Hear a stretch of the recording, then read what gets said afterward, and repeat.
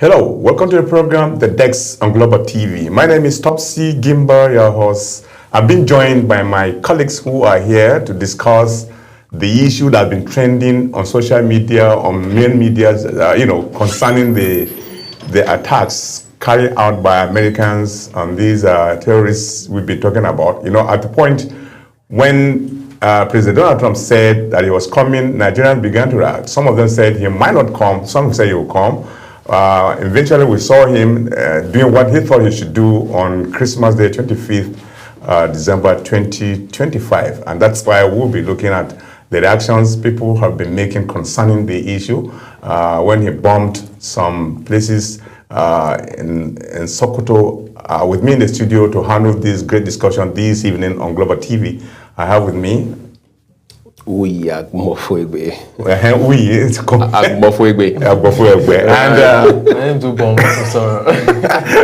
It's a pleasure having you on the program this evening, my guys. Yeah, of course, it's no longer news. You all know what's happening today in Nigeria. America visited us with this bomb blast as a gift to the terrorists in Nigeria. And before then, we all know the reactions. When he first mentioned, I'm talking about Donald Trump, right? People thought he was not going to come. And even said because of the sovereignty Nigeria is, so nobody comes from outside and attacks it and goes away without being questioned. But at last we saw him on Christmas Day.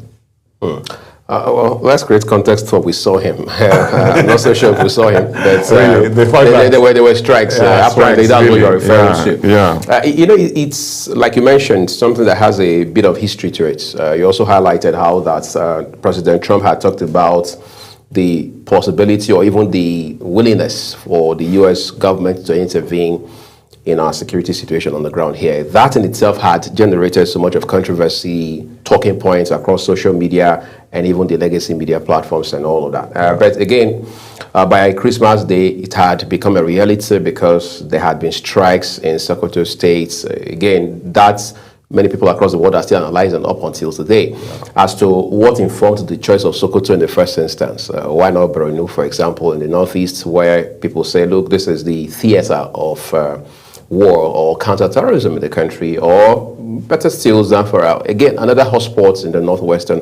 part of the country and things like that. But we are now beginning to learn that the intelligence that led to those strikes pointed clearly to what experts believe were the logistics basis of Lukarawa Group, which is one of the most recent, some people say, very dangerous terror cell in Nigeria with stronghold basically between KB and Sokoto State. I've spoken to people off TV the last few days, and they say that what the U.S. is doing, first of all, is not to prioritize targeting the actors themselves, that's the terror actors themselves, the terrorists. Instead, it wants to, for want of better words, cut off their live stream, which is, for example, starting with this logistics essentials, and then maybe the next point of action now will be cutting off, or better still, plugging their sources of funding. But we also need to establish that, contrary to speculations before now, that look, the U.S. woke up one morning, took Nigerian authorities by storm, and then struck.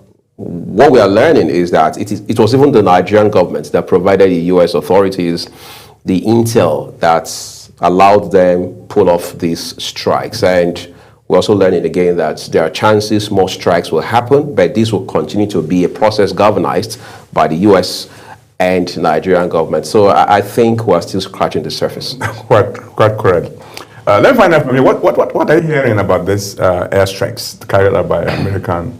All right, so first of all, the airstrike was a coordinated attempt between the Nigerian government and the U.S. government at eliminating a terror organization that the U.S. has been fighting, especially President Donald Trump. In his first term, we saw how zealous he was with fighting ISIS.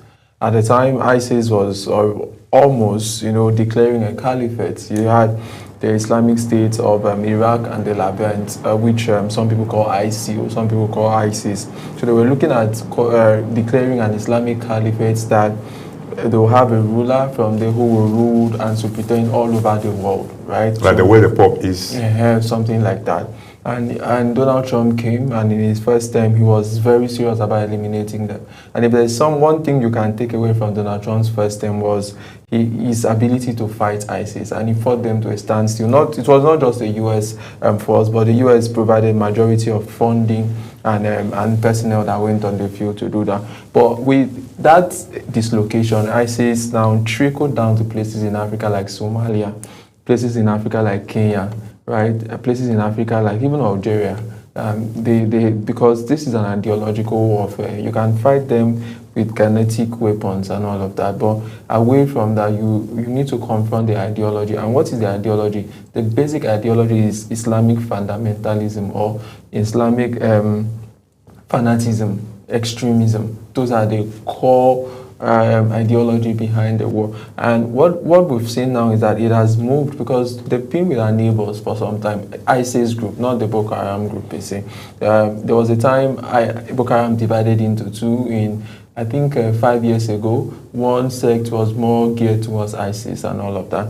So fundamentally they now have, because the ISIS group will have more like a central control. So what we're hearing is that these guys were not just terrorists from Nigeria.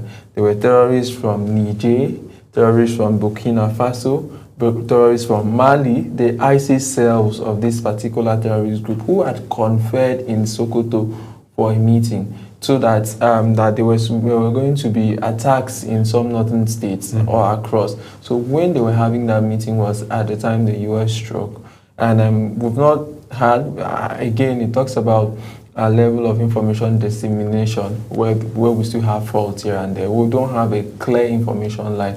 And I think that is one thing that is very bothersome. It happened in Tangansa local government area in Sokoto. Even many residents in the local government talked about the fact that 2 days ago they saw a lot of terrorists, on their motorbikes fleeing. Remember that the porous between Nigeria and these countries are very porous, right? So you can move from Niger to Nigeria and move, to Burkina Faso. So for me, I think when we talk about terrorism, we have to be clear that no one country can fight terrorism. And this is not just a country problem, because these people are not looking at Nigeria as a country. They're looking at a transnational fight, right? So if they can take Burkina Faso, the next point of call will be Nigeria. And if they're moving from Sokoto, they will move all the way to Abuja and maybe Lagos. So we have to contend them borders. It's unfortunate that these are the problems we have. And also, very unfortunately, the Sahel states or the people in the region, the West African sub-region, ECOWAS, seem not to come together to fight this. Now we have Burkina Faso, Mali, and Niger saying they are Sahel states.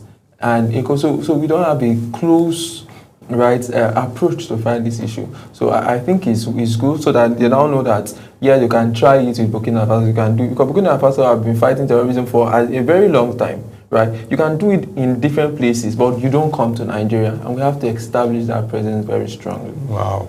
Well, of course, talking about sovereignty of Nigeria, can that be said to be right? Because we are a sovereign country, so nobody carries out anything considered like, belittling who we are, like the way America did at the end of the day. Before they could come, they only designated Nigeria as country of particular concern. And when that was mentioned, nearly everybody was like against if actually was going to come using his military might to be in so I'm Nigeria. going to say something. So when we're talking about the sovereignty of Nigeria, can a nation like the way Nigeria is to be penetrated into to do whatever he wants to do, like the way America did on the 25th of Christmas? Right, I'm going to say something. In our place that if your house is burning and you are not at home, even when you're at home, people will get into your house and because if your house gets burned and I'm your neighbor, the next house is mine. So why don't I contend your house with or without your permission? I don't need your permission to put up the fire when your house is burned, because my house is the next, right? So terrorism that we've seen is a global war. Yeah, sure. Remember what happened to America? Americans still remember September 11, 2001, that Tuesday morning by 9:45. The first aircraft has already struck the Twin Tower. 2,996 people died. The US still remembers. And once there's a terrorist ideology, especially ISIS, the first thing they do they say death to America. You always hear them. It doesn't matter if they're in Iran or in Somalia, you hear them say death to America. So for somebody who is in Africa and is saying death to America, and you think America should keep quiet and allow them expand in Africa? No. Right. So there are international treaties that gives country the right to collaborate on the fight of terrorism, and Nigeria is a signatory to many of those treaties. Okay. Is there any sovereignty in Nigeria that you now say, looking at the way how fragile this country is, so first in university, a professor asked a question, very thought-provoking, right? Because that was going to be the basis for his lecture for that day. He says, is there law in the international political system? And that question again comes to mind now, readily so, in light of these attacks that we're discussing on the show tonight, right? It's a matter of sheer necessity, Mr. Gimba, and I'll take your mind back quickly to something that happened a little over a decade ago while Barack Obama was still the US president. The issue of Osama bin Laden, the now late former leader of Al-Qaeda, which once upon a time was rated the most dangerous terror cell in the world. Of course, ISIS later came to knock it off, number one, to become the leader in that group, so to speak. Yeah. Now, the point is, up until today, is still the basis of thesis, academic thesis, that is, to ask the question of, was it lawful, was it legal for America to have entered Pakistan without the express permission, or even at the least, the knowledge of the Pakistani authorities? All right, so that shows to you that there is law in the international political or diplomatic system to the extent that it is convenient for one party or both parties. Otherwise, it is a matter of sheer necessity, or what you might call doctrine of necessity. For the Americans, basically, like Ubang said, it's a question of terrorism anywhere in the world is terrorism everywhere in the world, especially for a country like America. Yes, people accuse America of this tendency to be the world police, but who wouldn't want to be the world police when you had seen, a 9/11, for example, for which there's still a memorial every year for well over 2 decades and counts. And so, for the US, it's a question of once bitten, forever shy. So they are not taking chances anymore. They are ensuring that they nip all of this in the bud as quickly as possible. And for all of these terror cells within the West Africa sub-region, what the US is doing is ensuring that it continues to strengthen alliance, it continues to invest in military and defense and intelligence, infrastructure, personnel, and what have you. It continues to make the leadership of ECOWAS, of the different countries within the sub-region or the bloc, understand that, look, we're not sleeping on this, we're not joking about this, we're ready to work with you the whole hog. However, we must see cooperation. Each of these countries must put forward convincing efforts as to fighting this to a logical conclusion. As we speak right now on the final note, there's still the conversation, if you like, debate as to, are you sure Nigerian government was aware that the US was going to strike? In fact, some people are even theorizing now that the US had already struck before the Nigerian government got to know. And their basis is, if that wasn't the case, now you explain to me, how is it that President Donald Trump had already gone to his social media platform, the Truth Social, to talk about that strike before the Nigerian government came up? And that has now raised the concern of how that the Nigerian authorities, especially the leadership of defense and intelligence, must understand that there's a strong psychological element in this war. So for many people, it's more of a psychological warfare than anything else. For example, soon after the US was done, we saw the video flying everywhere that this was the strike. We saw aerial pictures, we saw real-time videos and things like that. Some experts are now saying, why is it that every time the Nigerian authorities, the army or the troops, for example, carry out an attack anywhere in, let's say, Zamfara State, in Borno State, why are we not seeing those videos to also send a strong message to these criminals, these terrorists, and those behind them, those sponsoring them, those giving them the impetus to continue to perpetrate this evil? That, look, we're not playing with you, we'll follow you to whatever extent to ensure that we put an end to all of these dastardly acts that you're carrying out. But again, this has now become a wake-up call for the Nigerian government, and we can tell very clearly that the efforts we have seen the last 1 month can probably not be compared to what was seen the last maybe 5 years. Yeah, sure, I agree with you in total. Now, let me ask you this question. Can it be said that the government was complicit in this war against terror stretching over 15 years or thereabout? Why why did Nigeria struggle to tackle this problem headlong? Was it like, some other persons within the country who were like, sponsors that brought about this length of time? Or either at the international level, they were not ready to be funded, either give them the right equipment to fight Boko Haram? It's quite a complicated issue to deal with, whether here on the program or even real time on the ground. Yeah. Okay, so how do we even explain, for example, for starters, that every government that has come on board since Jonathan's election in particular, the former president in 2011, has campaigned with insecurity, how that they would fight insecurity. Yet Jonathan haven't been there for 5 years in total. I mean, 1 year plus acting president, 4 years elected president. At a point, he even came out, for whatever reason, to say, look, even his government had been infiltrated by elements that were strongly involved in these terror acts. Of course, we saw what happened with the police force headquarters. The force headquarters here in Abuja, for example, we saw the UN house. All of this happened while we had Mr. Jonathan as president of this country. So that was one administration, for example. And then we moved to former President Muhammadu Buhari, who did 8 years uninterrupted.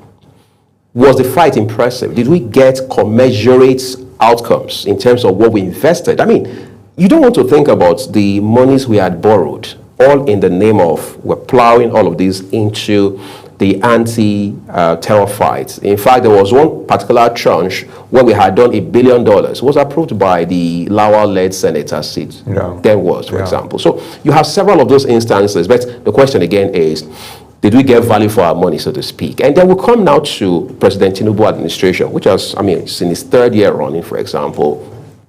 Your question is, can we now say, with all of these and other factors considered, that government is complicit in all of this? Quite frankly, the government does not leave many other people a better answer than to say yes. However, there's also the theory that government may not be complicit, at least maybe one or two of the administrations, but then they have been lackadaisical about their approach. They've been treating these with kid gloves of some kind. Otherwise, what has stopped us to do what America has done? What has stopped us the whole time to collaborate? Yes, the excuse is, well, there was a time under the former President Jonathan administration, we had approached the US, they refused to sell us ammunition. We had approached the UK, they were reluctant at foot dragging and all of that. You see, one of the things that leadership forbids, Gimba, is excuses. You've got to get the job done. Yeah, you've got to get the job done. Especially when you not only took an oath, you campaigned. There was a strong plank in your electioneering, in your campaign process to say, look, one of the first things we'll do once we hit the ground running is to deal decisively with insecurity.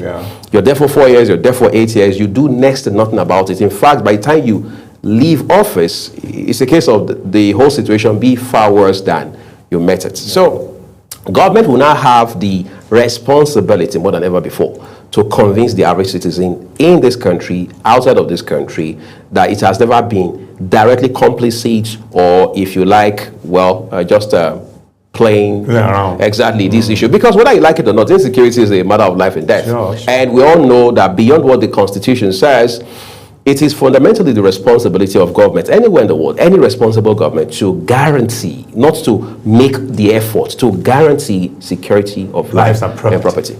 I agree with you.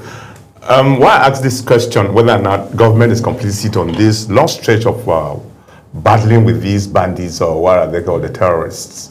Why I ask this question? Because after the attack in Tangaza in Sokoto State, many people have really come out to say America should have been the country, because America is considered unholy to come and fight terrorists. Rather, they would have preferred either Turkey or Pakistan to carry out this support given to the Nigerian government in fighting these terrorists.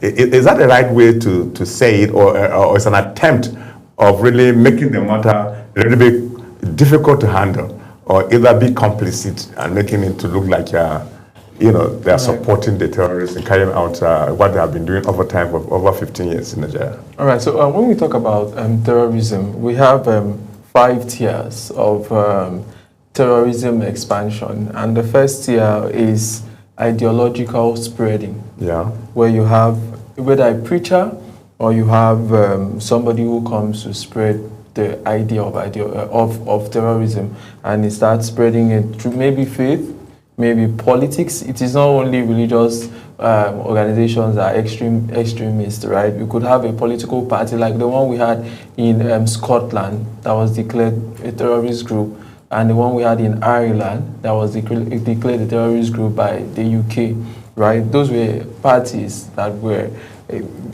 using means that were out of the normal to press for their demands, to maybe to instill fear in the populace, and you see that. So that process of terrorism spreading, we didn't handle it well, right? This is something that happened some 20 years ago, 18 years ago. We left it, and that's where we fail as a country, because sometimes we always wait to react, and somebody who's always waiting to react to issues, we will lose a lot of things. Exactly. We should be very proactive as a country. But I can tell you to date, we are not. Who is profiling Nigerians who may have the tendency to spread terrorist ideologies? Nobody is. Everybody is focusing now on Boko Haram, like Awaras, this one is coming. But there are guys, right, that maybe in different places spreading ideas of terrorism now, but because they are not in the news, nobody is profiling them, nobody is. They should be. So when you see why America is where it is today, it's because they plan ahead of time. They know that yes, somebody has, and so they keep people to even infiltrate them, people to monitor, people to report back. You hear about the actions of the CIA and the FBI everywhere across the world. You don't even know the next person you are speaking to if he's a CIA agent or not, right? So we didn't contend that. Then we have terrorism sponsorship. Those who sponsor terrorism, right? Because if you look at the quality of and that's the last level that we focus on, the fighters. We focus very well on the fighters, but the fighters are just a very small minority, because somebody spread the information, right? Somebody is sponsoring the information. These fighters, most of them, except now that terrorism has been, shifted into banditry, which is the economic harm of terrorism, and it happens if you study the trend of terrorism anywhere in the world, you see that it most likely shifts to the economic circle, because at a time will come when you can't really control the people again, and they start seeing money involved, right? Which is where we have the kidnapping today. But who are those sponsoring? We are not looking at that. And that is very important. And these are people who have the funds. Because if you look at the fighters that are being killed, you can tell from that these ones they can't get an AK-47 goes for more than 200,000. Yeah. Forget one. So how many of those guys can get it, right? So, and the next level that we have terrorism sympathizers. And all of these are complicit in themselves. Right? And this is one thing that we look at the fighter, which is the last level. We have sympathizers, and we have those who assist. I've forgotten how they call it, but these are people who are in government places. They may not be directly in support of terrorism, but they give information out because they are tipped and all of that. Then the last leg are the fighters that you see. They are the least of our problems. But we focus more on the fighter. Let's kill the fighter. Let's kill the fighter. When we kill the fighter, people are spreading. The sponsor is right behind that. Yes, and people are spreading their ideas. We keep having more fighters. This thing is just like sugar, and you have ants coming to eat sugar. Yeah. You keep the sugar there, and you say, "Oh, let me kill the ants that came." You can kill the ants. We're taking the sugar out from the table. By the time you come back, the sugar will be destroyed everything. Yes, so Nigeria must look at what is the cause of terrorism. One, poverty is involved. Right? Because if most of these people have you gone to the north and seen the level of destitution? A lot of people are destitute. They have no handwork. They have nothing to do. The climate change is reality. It's a compounding factor, and we must be able to look at it holistically, right? I'm not saying we should treat the fighters with kid gloves. No, we deal with them so that they know that Nigeria has structure and Nigeria is. You understand? We deal, but while dealing with them, can we also fight it from the other end? And okay, let me get back to that with what Ubong has really said. Most times the narratives we often hear that these Fulanis are poor, that initially they were poor initially rather, and they had their cows, and at a point people started rustling those cows, and they're making them completely very poor. The question here is, in this country as we are, not just the Fulani, there are so many tribes. Is there anybody at all that is enjoying that will now feel taking arms and fight the system is the best option? I don't know whether you understand the question. Aside from the Fulani, is there anybody who feels he's not actually well treated, that if it's the only option for him to do that is to gather up people who are of his own opinion, and then they go out and be killing people because they are poor? And my understanding, Gimba, is that your question is, should economic disadvantage become basis for you arms? to use the arms? Well, the answer is obviously a big no. Whether that poverty is orchestrated or caused by the negligence or incompetence of government, or by natural causes, for example. I mean, across this country, there are people who are economically disadvantaged for an array of reasons. You see, somebody says there's a clear-cut distinction between poverty and madness. So the fact that somebody is poor, they are financially disadvantaged, is not an indication that they have mental issues. They just don't have money. They just don't have material resources. But their mind is functional. They're level-headed, they are thinking straight and all of that. So back to this issue, you see again, the buck stops with the government. Justice is not just about going to court and winning a case or a matter. Justice is about doing for citizens what government owes citizens. And then on the other hand, citizens playing their role as well, because it's a combo of responsibilities and privileges. So if you think you have rights, you also have responsibilities that come with those rights naturally.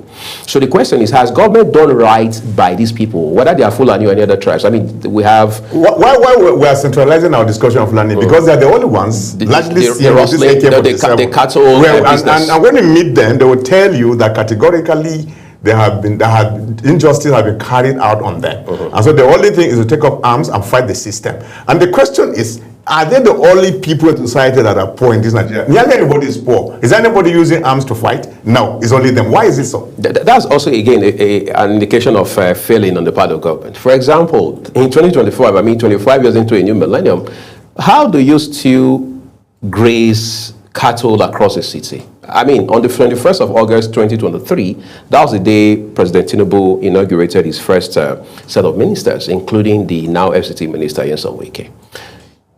I was at the press briefing where Mr. Wike said one of the things he would do in the FCT as the minister is to ensure that sanity is restored, the beauty of the city is restored. It becomes a world-class city. So that ultimately you can think of FCT as New York, as Johannesburg, as Frankfurt, and what have you, right?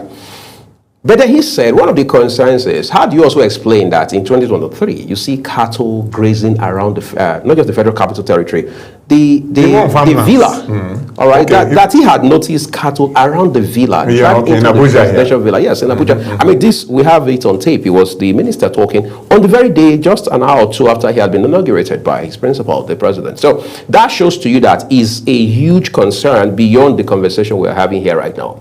But the question is, what have we done systematically and structurally to ensure that we end grazing across the world where people are forward-thinking, innovative, creative, and resourceful enough? You don't have to move cattle from Kogi State to Edo State to Delta State, sometimes as far as even to Lagos. You don't do that. There must be a system like a hub for them, which even guarantees better output in terms of dairy products and what have you. But we do not seem to be giving that so much of attention right now. A few years ago, we came up with, the idea of, let's say, have public hearings on grazing bill and so on and so forth. It became political. There were people who didn't want to join the conversation because across this country, most of them also own cattle. So it was a case of what touches all. So most of these powerful people, as Dele Alake, Minister of Solid Mineral Resources, will call them, they want to be a part of that conversation. But you see, they say the best way to kill a snake once and for all is not to cut the tail. It's the head. You go for the head, no matter even if it takes all night. But be sure you get the head. And that's one way you can say you've taken a decisive action. So in the case of carrying arms, because in the first instance, what is the business of a herder with arms? We say, okay, well, it's because their cattle get rustled, it's because they've been victims of crimes time and again, they've been exploited, they've been plundered, and so on and so forth. That was the narrative they provided for us. Right. Yeah. But assuming without conceding that that's the truth, or that's the fact, right? So is it not time, which is long overdue, that government took out time to say, let's look at what the issues are, address those issues once and for all. At least we, in collaboration with the state governments, especially the governors from the northern part of the country. Because you see, there's no smoke without fire, they say. Sure. If you have a problem of this magnitude, it's only natural to understand that there are fundamental underpinning issues. So if you do not address those issues, there's no way you can address this. One time, a few years ago, we were very big on conversations around low voter turnout, for example.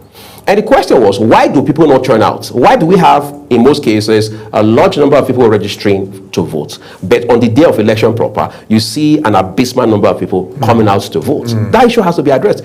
Is it like voters are not incentivized enough? Is it that we don't make the process attractive enough, so to say? So until you address those fundamental factors or underlying problems, we are going to be here talking about this person and that person. And that's the reason, so sadly, that the conversation easily degenerates into religion, into ethnicity, into tribalism, and then politicians in their typical characteristics will now jump in on it, take advantage of it every other election cycle. So now President Bola Tinubu realizes that the election that brought him in on the 29th of May 2023 was more than ceremony. It was a call to either save Nigeria or allow the country sink. It was a call. I can imagine that. Imagine in the immediate past administration before Tinubu could come on board like the way he is. At the heat of the moment, when the fight was getting so hot at a point, some of these boys, that is the bandits or the Boko Haram members, came out and declared that they are repenting over what they have been doing on the country, and so the country should absorb them into the society. And immediately the immediate past government accepted that. Some of them were even sponsored to go for overseas, to go for education in overseas. Then the victims were at home living in the IDP camps. What mentality can we make out of this? Right. So it is a process of de-radicalization, and it's done all over the world. Yes. Yeah, right. We saw it. Largely also, it's not the first time we've had de-radicalization in Nigeria. We had it in 2006, 2008, 2009 in the Niger Delta, when amnesty came. Former president, late President Umaru Musa Yar'Adua, pushed the amnesty program. A lot of, some people called militants at that time terrorists, and you could give them that appellation, but you saw them, some of them were sent for training, they surrendered, it was coordinated, there was somebody in the office of the president that was interested in them, and now most of those persons are now providing services to the government. In fact, they are now the ones supporting the government, protecting government assets against vandals. For instance, Tantita CEO, talking about government, Tom Polo, right? He was a militant at the time. In fact, the government looked for him for a long time, but now they can sit on the same table because largely he's been de-radicalized. Last month we had the current president of I'm trying to remember the country, one of these Islamic country. The current president, this country that just had... Syria. Yes, Syria, yeah. Yeah, he was, before... He was an ISIS member. He was not just an ISIS member, he was a senior commander in ISIS. At the time came, he de-radicalized himself, sided with the West, assisted the West in information sharing, and today is the president, and he's in the White House, shaking hands with President Donald Trump, right? So, on that basis, de-radicalization is a program, because there are even a school of thought that believe that no human being should be killed, no matter the crime committed, because it could be a greater good, right? So, and people are even pushing that school of thought. So in the case of Nigeria, the only problem I had with our de-radicalization program, who did the psychological evaluation? What were the methods of assessing the de-radicalization process? What skills were they trained with? Because sincerely, most of these people are betrayed to go into this crime. They know little or nothing about it. We have to be sincere about it. Especially, I don't mean the sponsors, I mean those foot soldiers. They know little or nothing. You could imagine somebody who has no education, who has no money, and there's somebody he looks up to. Maybe it's just like human trafficking. There's somebody he looks up to in a family or in the state, and he comes and tells them, this is this, pick this gun, go. He believes some of these people are religious leaders that people look up to. You know, it's Islamic religious leaders, and they come, they sell these ideas to them, and they push them. So by the time they are caught in the bill, and they now have somebody who is explaining, using the same Quran to explain to them that this is not the correct interpretation, because it has to do with extremism, especially it has to do with interpretation. This is what the prophet says about this and this, and they now have a better mindset, right? And they are convinced about it. The radicalization problem, but we have to be thorough, right? We have to be so the why a lot of people lack trust in Nigerian government is that over time the Nigerian government, successive governments, have shown that they are not. They've shown level of decadence in attitude, in tracking, in process. So because of this, a lot of people lack, that trust in them. But even the US, work with people who are de-radicalized. In fact, some people are de-radicalized, sent back to serve as informer, because you need all of these people. You need to ask them questions. You need them on your side too, as sadly as it is. So militarily is not totally wrong, but you have to be very careful that you don't put them in positions that makes, that they can turn against you. If you have one de-radicalized person in leading on a mission, at least you should have like 20 persons who have not gone through that route working with them. It's just like somebody who is coming back from how do you call it, addiction, right? And you're sending the person with drugs to teach people how not to be addicted. You have to be careful, because the person in the process of teaching may go back. Okay, sure. Right, so how do we follow up? How do we, because ultimately, see, these are Nigerians that we failed them. Yeah. We have to be careful about it. So yes, we are as firm as we are, but for those who come out on their own and declare, we can work with them and follow through a credible process. Okay, let me get back to the main issue, really. The videos you've been watching, what are they really telling you? Because at the point when this thing happened on Friday, was it? On Christmas Day, in the night, most people thought, civilians were involved in these attacks to an extent. Some were equally saying that America carried the Tomahawk and dropped on farmland without really going on community, without really knowing that, precision had been carried out initially before these attacks could occur. So what videos are you watching? Are you seeing civilians being casualties on that particular? When you say what videos are you watching, it gives the impression that we have... No, there are some of these videos that trending on social media. Right. Whether or not you have seen... I can't be watching a video where it was actually a tanker fire and then you're telling me it was... Whether or not. Yeah, exactly. You see, that's where there's also a bulk of work for us as journalists. Yes, we've got to do our part, do due diligence, be very, if you like, keen, have an eye for news, as we say, and things like that. Be sure that you have your facts right. In this day and age, we live in times where fact-checking is no longer negotiable. You've got to fact-check because you want to be sure what kind of news you're putting out there, especially for a legacy platform like ours and things like that. So I've seen two videos. Yeah. I've seen one that is obviously a satellite video. I've seen one that was more like somebody using a phone to record a bomb blast and all that. So, I mean, I've been here for a while, so I should know which is which. But here's what it is. First of all, let's even start the trail from President Trump's posts on his Truth Social platform, where he talked about how that strategic sites had been hit with precision strikes. And then talked about how that the terrorists themselves within those sites had already been eliminated, all right? And he wished them Merry Christmas. I don't know how much of sense that makes, but that was Trump in his element and all of that, all right? So there is that. But I think what we'll now focus on is to say, what information is the Nigerian Defense Headquarters providing citizens? You see, it's pretty much like somebody coming to your house and telling your family what to have for dinner. I mean, this is a stranger altogether, coming to tell your family what to have for dinner, or letting them know exactly how they should live their lives overall. You see, Nigeria is playing second fiddle in these fights. Nigeria is lagging behind, playing catch up of some kind.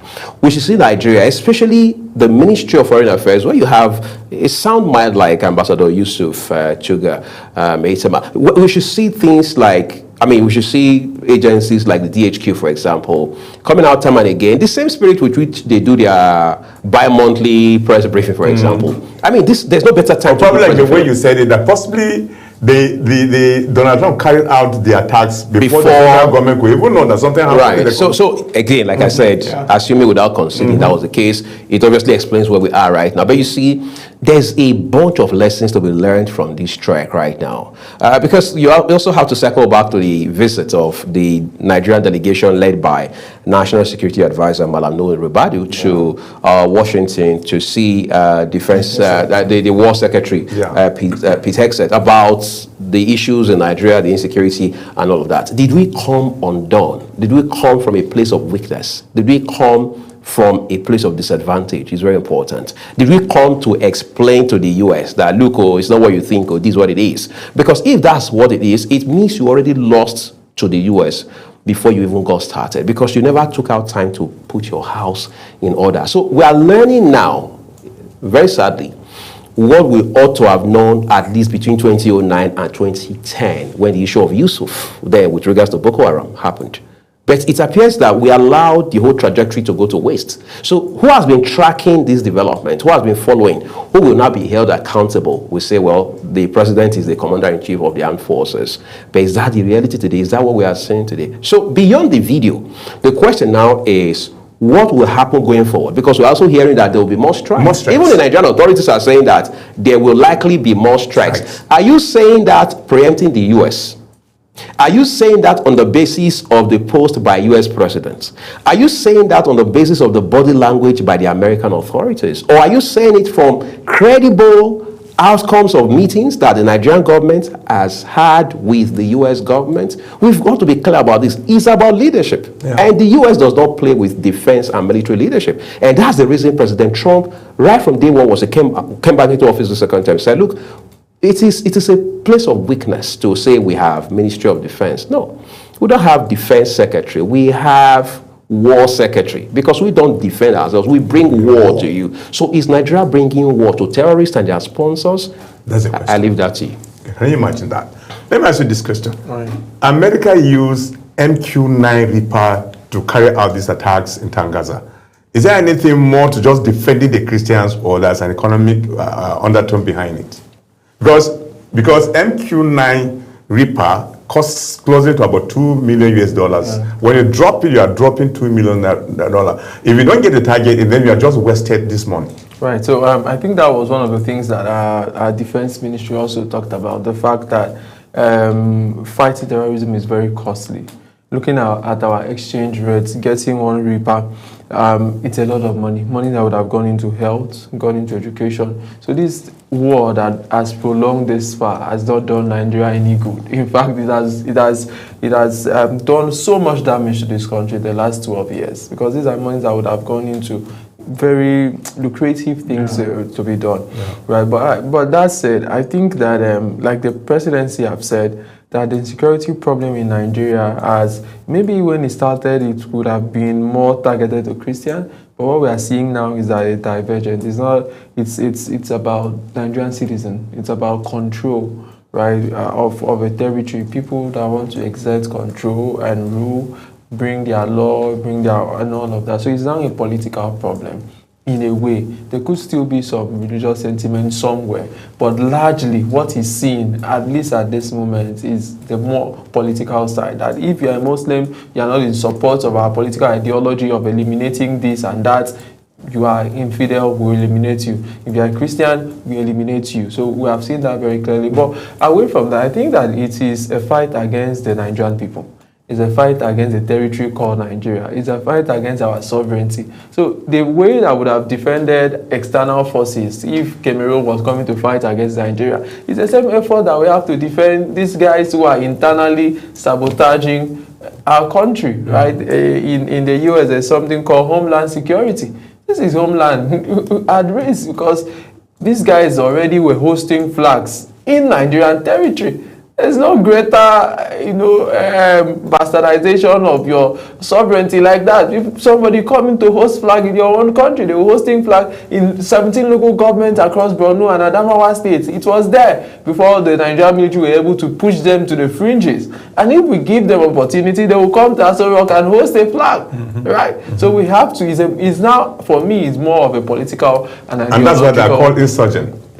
Because the person who attacks the system or government is called an insurgent. Because they want to overthrow the government and install it. Ultimately, that's the plan. Yeah. That's the plan. Yeah. Those who are Christians can stay, pay tax. Yeah. We're already seeing it, that communities that they are offering protection, we won't harm you, but you have to pay certain amount of tax. So it's getting into the political dimension. Look at what happened with the Taliban in Afghanistan.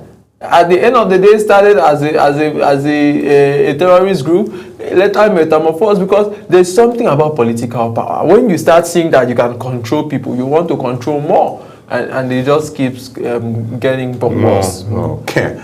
Mr. Uyi, because time factor, has the particular action taken by American government, has it contributed in boosting the morale of the Nigerian army in carrying out the war against this terrorism?